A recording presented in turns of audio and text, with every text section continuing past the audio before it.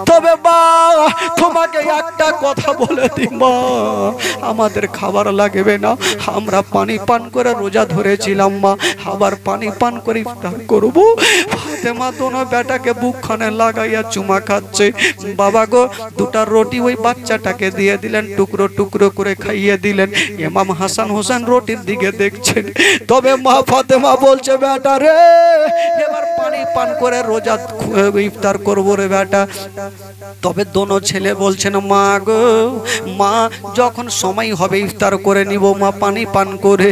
তবে বেরাদার ইমাম হাসান হোসেন পেটে হাত দিয়েছে, মাকে বলতে পারে না। তো ফাতেমাতুজ জাহরা রাদিয়াল্লাহু তাআলা আনহা চিন্তা করছেন আমি আটা নিয়ে আসলাম, রুটি তৈরি করেছেন 2 থেকে 3টে, আর রুটি তৈরি করে হালকা হালকা করে টুকরো করে দোনো বেটার মুখে দিচ্ছেন। মা আজকাল যেমন মা বহিনেরা দেয়, বেটাকে নিজের হাতে খেলিয়ে দেয়, বেটিকে নিজের হাতে খেলিয়ে দেয়, কি খাওয়াই না ভাই? খাওয়াই কি খাওয়াই না? মা বোনেরা খাওয়াই।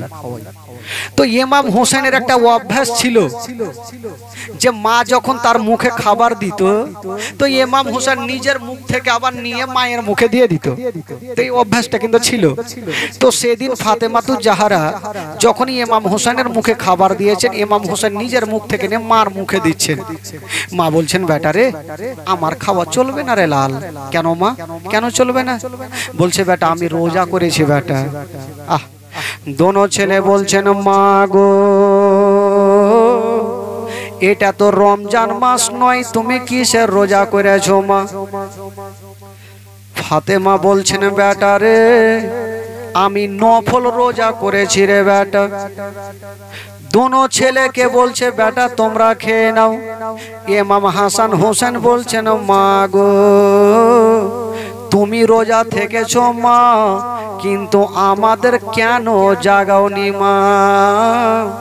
আমরাও রোজা করতাম। ছোট ছোট 5-6 বছরের ছেলে বলছেন মা গো আমরাও রোজা করতাম মা।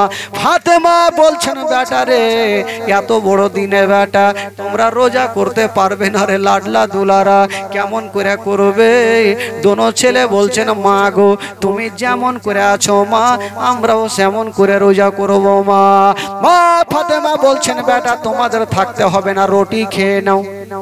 দোনো ছেলে বলছেন মা আমরা রুটি খাবো, যদি তুমি ওয়াদা করো যে আজকে ভোরের টাইম আমাদের সেহরি খাওয়াবে, রোজা করাবে, তাহলে খাবো, আর না হলে খাবো না। ফাতেমা ভাবছেন আল্লাহ কি বলবো, এখন যদি বলি কালকে তোমাদের রোজা ধরাবো না তবে দোনো ছেলে আমার কাছে রুটি খাবে না। আল্লাহ এখন সান্ত্বনা দিয়ে আমি খাইয়ে দিই, তবে বাবা গো কালকে যখন হবে আবার সান্ত্বনা দিয়ে খাইয়ে দেব।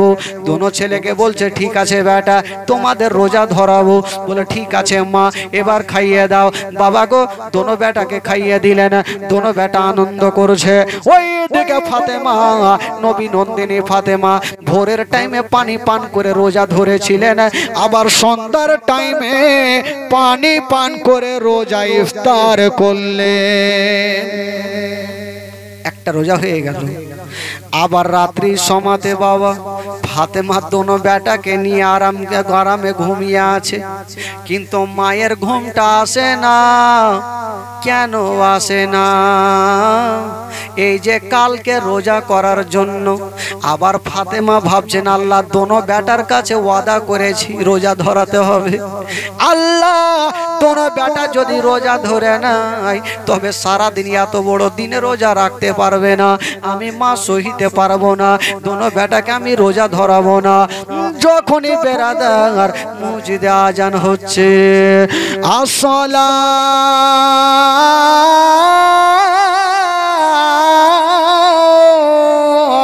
তো খায়রুম মিনান নাওম।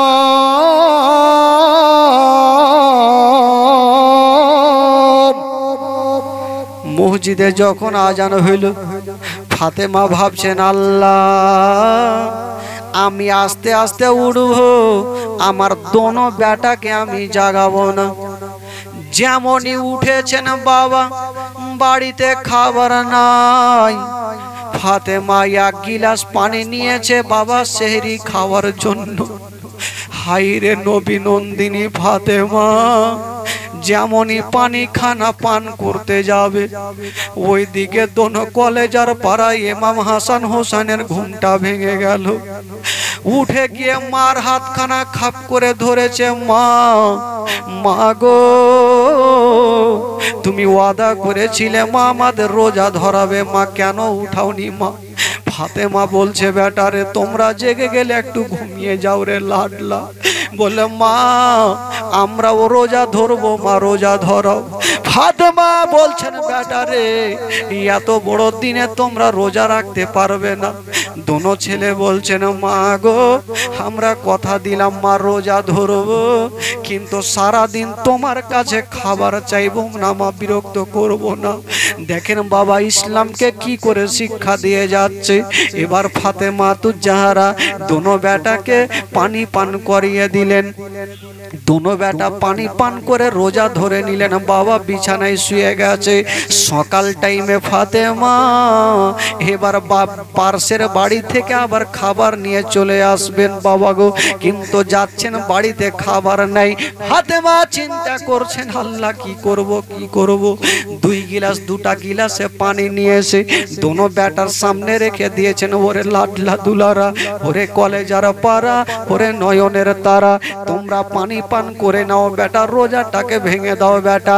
দোনো ছেলে একটা উত্তর করছেন, মা তুমি কি জানো না মা, রোজাদারের সামনে খাবার রাখতে নেই মা, আমরা রোজা আছি মা, আমরা পানি পান করতে পারবো না।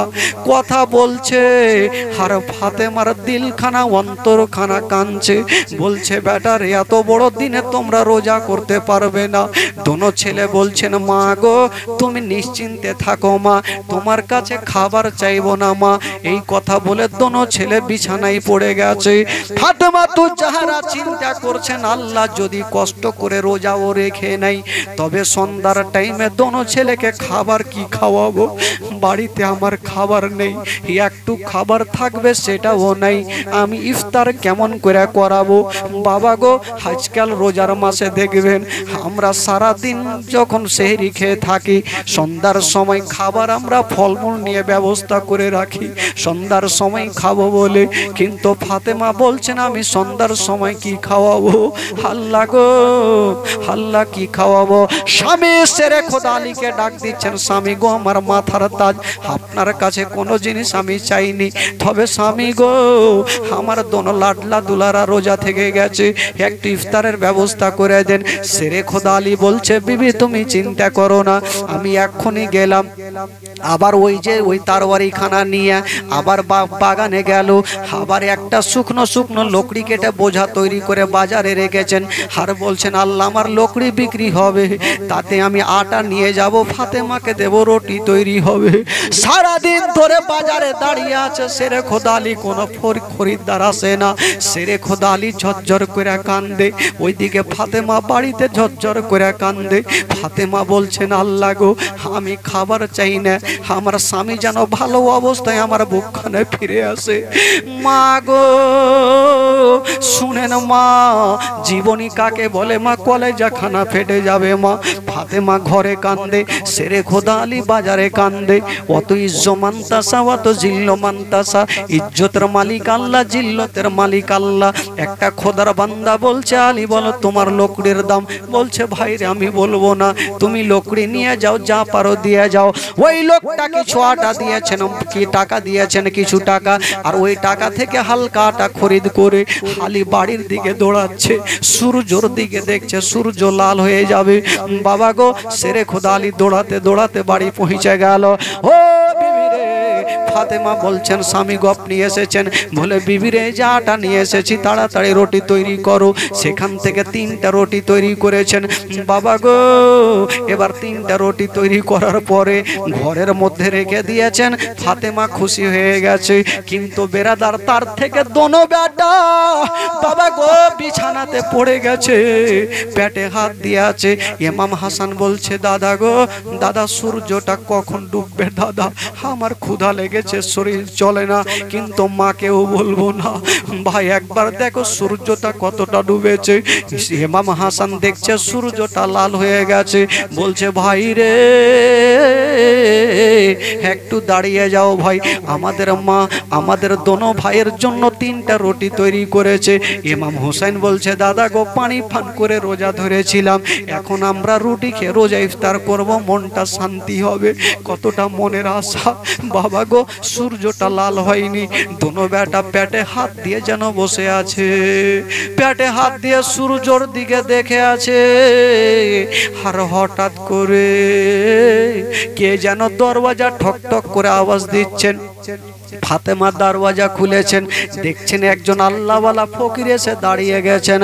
ওই ফকির বলছেন ফাতেমা, আমি 7 দিনের ভুকা পিয়াসা, আমার পেটে দানা নাই, পানি নাই মা, আমি তোমার কাছে এসেছি, কিছু খাবার থাকলে আমাকে দাও।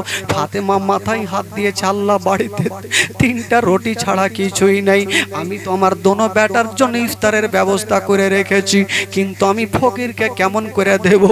একদিকে ফাতেমা কান্দে আর একদিকে শেরে খোদা আলী কান্দে। আলী কোনো উত্তর দিতে পারে না, ফকিরকে ভাগাতেও পারে না। ফাতেমা বলছেন আল্লাহ কেমন করি, কিন্তু খোদা কুরবান হয়ে যান। দোনো বেটা মার দিকে দেখছেন আর একবার বাপের দিকে দেখছেন। দেখতে দেখতে ছোট্ট বেটা ইমাম হোসেন চলে গেলেন, মার হাতখানা ধরেছে। মা গো, মা তুমি কাঁদছো কেন মা? বলছে বেটা রে, এই যে 3টা রুটি তোমাদের জন্য রেখেছি, কিন্তু ফকির 7 দিনের ভুকা, আমি কি করবো রে বেটা? ইমাম হোসেন মার হাতখানা ধরে মায়ের চোখের পানি মুছে দিয়ে বলছেন মা গো, মা আমরা হলাম 2টা ভাই মা, মা গো তবে একটা কথা মা, আমরা একদিন খাইনি বলি আমাদের কতটা কষ্ট হয়, যে ফকির 7 দিন থেকে খাইনি তার কতটা কষ্ট হয়। মা গো আমাদের বাড়িতে কটা রুটি আছে বেটা? 3টা। মা গো সেখান থেকে একটা ফকিরকে দিয়ে দেন মা, আমরা 2টা রুটি থাকবে মা, আমরা বিসমিল্লাহ বলে 2টা রুটিকে ইফতার করবো মা, কিন্তু ফকিরকে ঘুরাতে হবে না। হাই রে ফাতেমা বেটা ইমাম হোসেনকে বুকখানে চেপে নিয়ে যেন গালে মুখে চুমা খাচ্ছে। ওরে লাডলা দুলারা, আল্লাহ তোমার এত বুদ্ধি জ্ঞান দিয়েছে রে বেটা। বাবা গো, ফাতেমা গালে মুখে চুমা দিয়া বেটা ইমাম হোসেনকে ঘরের মধ্যে রেখে চলে আসলেন। 3টা রুটির কাছ থেকে একটা রুটি বাবা গো দিয়ে দিলেন ওই ফকিরকে। ফকির রুটিটা নিয়ে চলে গেছেন, সূর্যটা লাল হয়ে গেছে, ডুবতে যাবে। দোনো ভাই ইমাম হাসান বলছে ভাই রে, এবার আমাদের কাছে 2টা রুটি, আমরা 2টা রুটি খেয়ে ইফতার করব, কুরবান হয়ে যান। যেমনই সূর্যটা লাল হয়ে ডুবতে যাবে, একটা ছোট্ট বাচ্চা 3, 4, 5 বছরের বাচ্চা, ইয়াতিম বাচ্চা কাঁদতে কাঁদতে এসে ফাতেমার জোড়া পা ধরে পড়ে গেল। মা গো, মা গো আমার বাবা নাই, মা নেই, মা নাই, বাবা নেই, আমি ইয়াতিম সন্তান, আমি আজকে 7 দিন থেকে ডগরে ডগরে নগরে নগরে ঘুরেছি মা, কেউ আমাকে খাবার দেয়নি মা। আমি জানি তুমি নবীর বেটি ফাতেমা কোনোদিন ফকিরকে ঘুরাওনি, মা গো ইয়াতিমকে ঘুরিয়ে দিও না মা, কিছু খাবার দাও। ফাতেমার মুখের কথা বের হয় না, ঝরঝর করে কান্দে। আল্লাহ ইয়াতিম সন্তানকে কেমন করে বুঝাবো? ফাতেমার পা ধরেছে, গায়ে ধুলাবালি লাগা আছে, কাদা লাগা আছে, কোথায় পড়েছে কোথায় পড়েছে, উজুট খেয়ে খেয়ে ফাতেমার পাখানা ধরে কাঁদছে।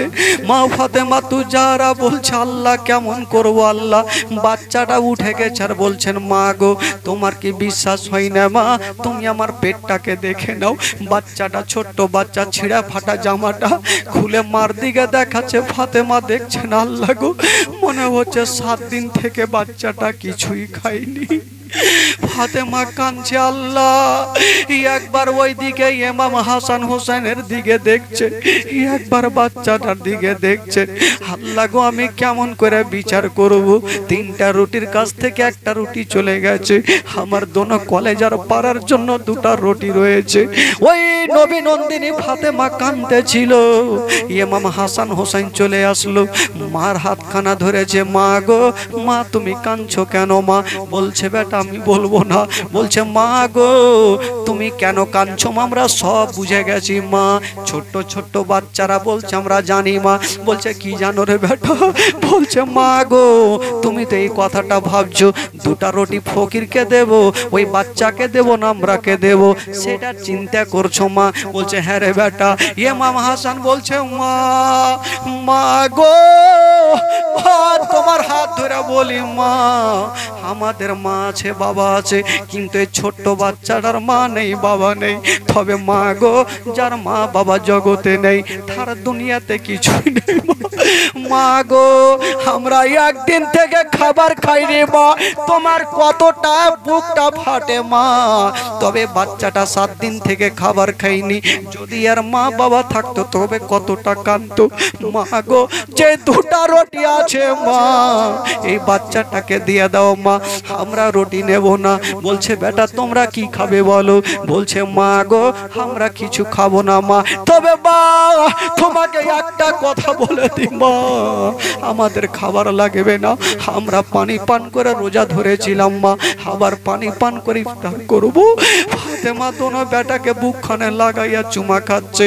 বাবা গো দুটা রুটি ওই বাচ্চাটাকে দিয়ে দিলেন, টুকরো টুকরো করে খাইয়ে দিলেন।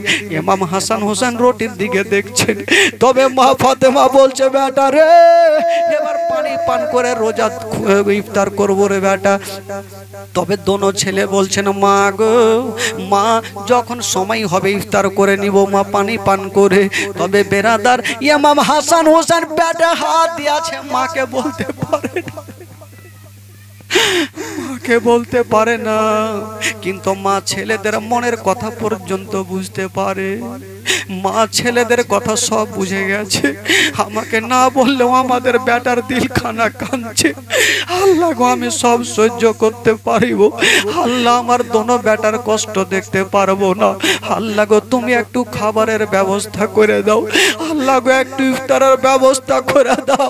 একদিকে সেরে কোদালে চারে চার হয়ে কান্দে, আর একদিকে ফাতেমা দু চার ডুগরে ডুগরে কান্দে দোনো বেটাকে নিয়া।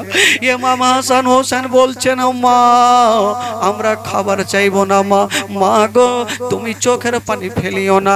গুটি গুটি ছোট্ট ছোট্ট হাতে মায়ের চোখের পানি খানা মুছে দিচ্ছেন বাবা। মা ফাতেমা দোনো বেটাকে বুকখানে জড়িয়ে ধরেছে। আল্লাহ গো আল্লাহ আমার দোনো বেটার আল্লাহ তুমি এত বুদ্ধি জ্ঞান দিয়েছো, কথাই বলে বাবা ছেলেরা যদি কষ্ট পায় তার থেকে মায়ের দিল খানা বেশি কান্দে রে বাবা। ফাতেমা বলছেন আল্লাহ গো আমার দোনো বেটা তো ঘরের মধ্যে চলে গেছে। ইমাম হাসান হোসেন ঘরের মধ্যে গিয়ে সূর্য দেখছেন, কিন্তু ফাতেমার মনটা মানে না।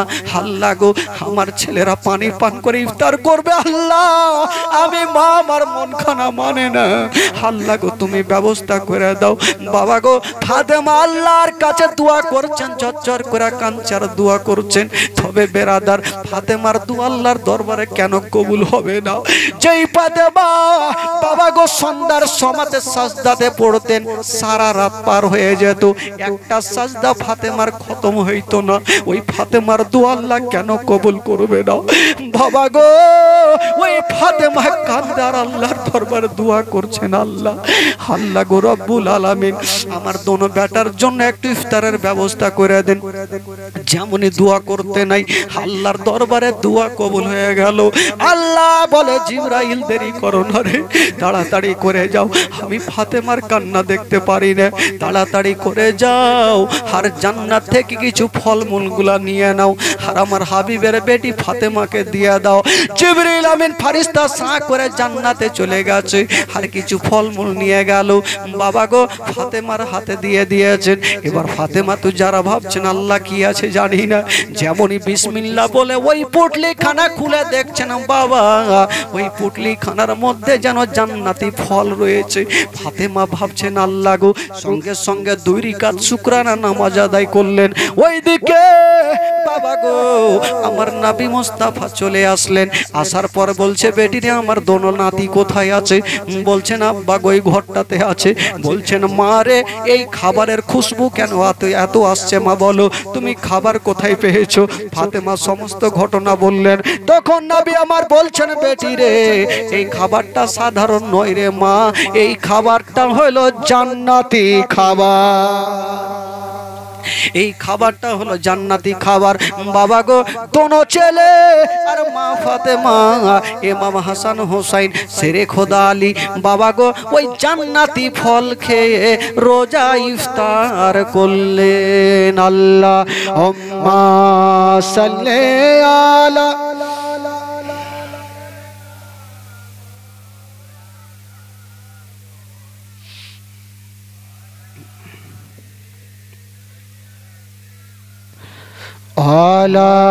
আলে সাইয়্যিদিনা মা। একবার মহব্বতে বলুন তো সুবহানাল্লাহ, একটু জোরে বলুন সুবহানাল্লাহ। গোটা মাজমা দুই হাত তুলে বলুন সুবহানাল্লাহ, জোরে বলুন ইয়া রাসূলুল্লাহ। মাশাআল্লাহ। কিছু লোক ফের তুলছে না, যে কিছু লোককে দেখছে এইভাবে করে আছে। হ্যাঁ পয়সা লাগছে ভাই তুলতে হাত। যারা নবীকে ভালোবাসে একই চান্সে হাত তুলে বলুন সুবহানাল্লাহ। হ্যাঁ টাটকা ভাই এভাবে তুলিয়েন, এভাবে দিয়েন না, কার নাক মুখ ভাঙবে মুশকিল আছে। তো চলুন একটু মদিনা থেকে ঘুরে আসি ভাই, একটু ইমানটা তাজা হবে, চাঙ্গা হবে। মদিনা তো যেতে পারি না, তবে চলুন আজকে নিমতলা থেকে মদিনা থেকে ঘুরে আসি। গোটা মাজমা আমার সাথে চলুন, গোটা মাজমা পড়ুন। আমার ভালো লাগে না আমি, হইবে না এইভাবে চলবে না, আরো জোর হবে। আমার ভালো লাগে না আমি, আমার ভালো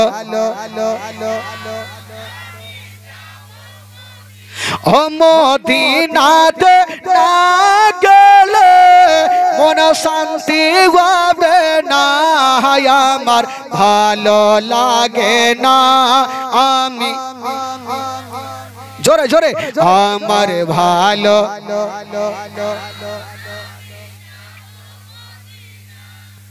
ঢেকে। এত লোক বসে আছেন তা আওয়াজ কেনা বাড়াই না? হ্যাঁ बोलवे नहीं करे है, कल्ले कल्ले बोले है, अब तो नहीं जोर से बोलिए, जोरे बोले। हमारे भालो लागे ना आरो, हमारे भालो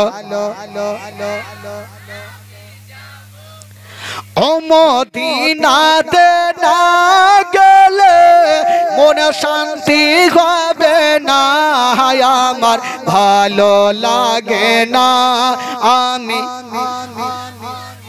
মনে আছে যে আশা নবী গো হবে তোমার সঙ্গে দেখা, মনে আছে যে আশা নবী গো হবে তোমার সঙ্গে দেখা, ওগো পাখির মতো থাকে তো ডানা, পাখির মতো থাকে তো ডানা, উড়ে যাব মদিনায় আমার ভালো লাগে না।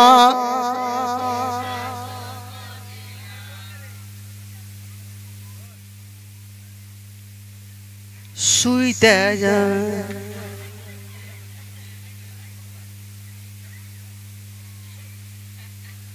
इन लोग को नींद आवे कुछ बोले नहीं सके है। पाँच वाके तो नामाज जारा करिबेन आदाय, पाँच वाके तो नामाज जारा करिबेन आदाय, अगो नामाज ना पढ़िले पारे नेकी मिलबे ना आमार भालो, जोरे जोरे जोरे हमारे भालो তাফা চলে এসেলাম আজ জীবনী করে, তাফা চলে এসেলাম আজ জীবনী করে। এই জীবনী না শুনলে নেকি মিলবে না আমার ভালো, আমার ভালো লাগে না আমি যাব মদিনা, আমার ভালো।